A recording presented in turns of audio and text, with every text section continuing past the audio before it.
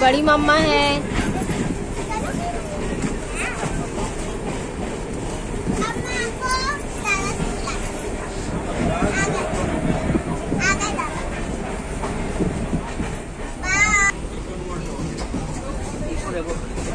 खाना पीना चल रहा है।